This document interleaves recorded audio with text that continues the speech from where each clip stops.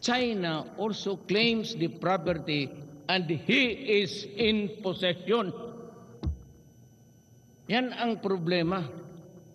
Sila yung in possession and claiming all the resources there as an owner.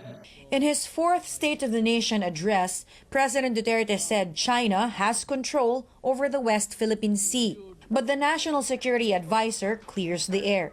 He says perhaps what the president meant was that China is in position, not in possession.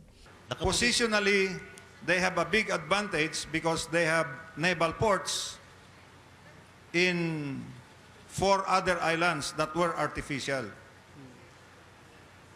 They have airports that are 3 kilometers long.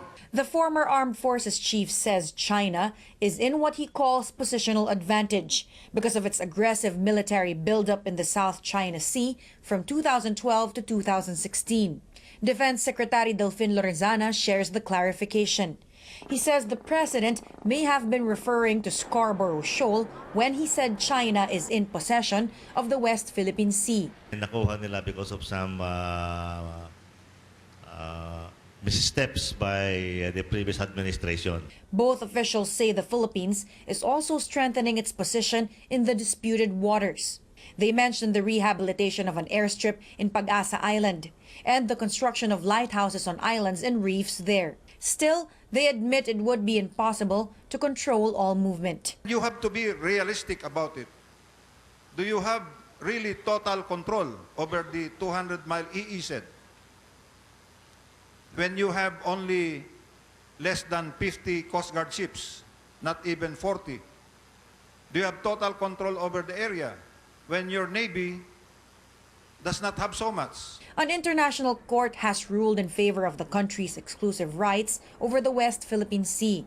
But Esperon and Lorenzana say the Philippines has to contend with other countries claiming portions of the South China Sea. And this is a reality Filipino fishermen must learn to accept. Mag-fish tayo dyan. Lahat tayo mag-fish. And later on, maybe we can come up with an agreement among nations around the basin para maprotektahan natin yung environment, there will be no overfishing, maubos yung isda, and to avoid accident. Critics have often called out President Duterte for his supposed soft stance on the West Philippine Sea. In response, the president always says he is just preventing a war with China, that he believes the country will only lose. AC Nichols, CNN Philippines.